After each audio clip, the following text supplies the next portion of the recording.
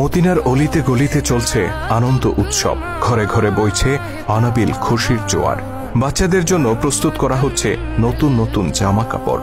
চারিদিকে এত আনন্দ, এত হই হুল্লোড়ের একটাই কারণ, দুদিন বাদে পালিত হতে যাচ্ছে মুসলিমদের সবচেয়ে বড় ধর্মীয় অনুষ্ঠান ঈদ।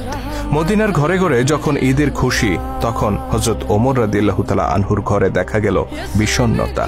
তার ঘরে না ছিল বাড়তি কোনো উৎসব আয়োজন, না ছিল নতুন জামা তৈরির হিড়িক। অথচ ওমর রাদিয়াল্লাহু তাআলা আনহু তখন মুসলিম জাহানের খলিফা, অর্ধ দুনিয়ার শাসক তিনি।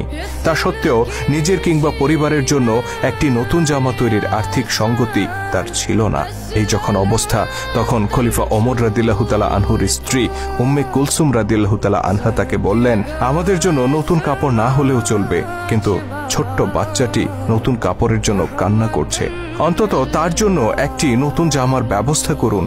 খলিফা নিজের অসহায়ত্ব প্রকাশ করে বললেন, তুমি জানো আমার নতুন কাপড় কেনার সামর্থ্য নেই, বাইতুল মাল থেকে যতটুকু ভাতা নেই তা দিয়ে কোনো রকম সংসার চলে।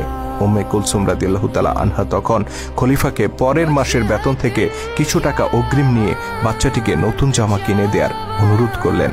স্ত্রীর অনুরোধে খলিফা ওমর রাদিয়াল্লাহু তাআলা আনহু চিঠি লিখলেন রাসূল সাল্লাল্লাহু আলাইহি সাল্লামের আরেক প্রিয় সাহাবী আবু ওবাইদা রাদিয়াল্লাহু তাআলা আনহুর কাছে। আবু ওবাইদা তখন রাষ্ট্রীয় কোষাগার বাইতুল মালের দেখাশোনা করতেন।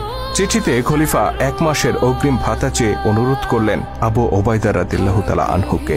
সারা মুসলিম জাহানের খলিফা যিনি, অর্ধ পৃথিবীর শাসক যিনি, সেই ওমরের এমন চিঠি পেয়ে আবু ওবাইদা চোখের পানি ধরে রাখতে পারলেন না। তিনি কান্নায় ভেঙে পড়লেন। তবে তিনি নিজের এই আবেগকে নিয়ন্ত্রণ করলেন। চিঠি বাহকের হাতে অগ্রিম বেতন না দিয়ে তিনি বরং আরেকটি চিঠি ধরিয়ে দিলেন।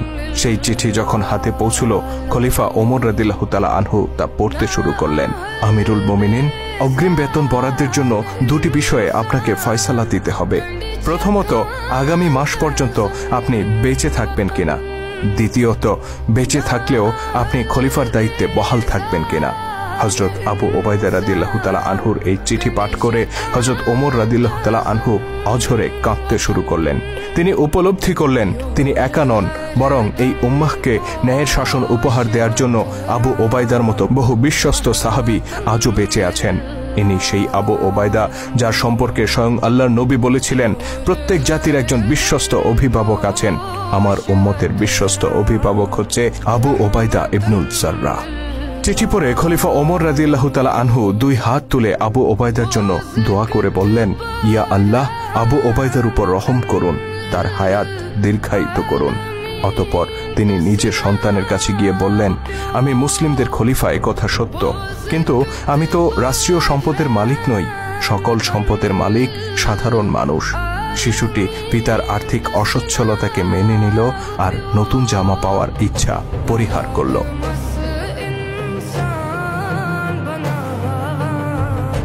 খলিফা হিসেবে দায়িত্ব নেয়ার পর থেকেই হযরত ওমরের সংসারে নেমে এসেছিল অভাব অনটন। পরিবার পরিজন নিয়ে খেয়ে পরে বেঁচে থাকার জন্য নিতান্ত যতটুকু প্রয়োজন ছিল, রাষ্ট্রীয় কোষাগার থেকে ঠিক ততটুকুই ভাতা গ্রহণ করতেন তিনি।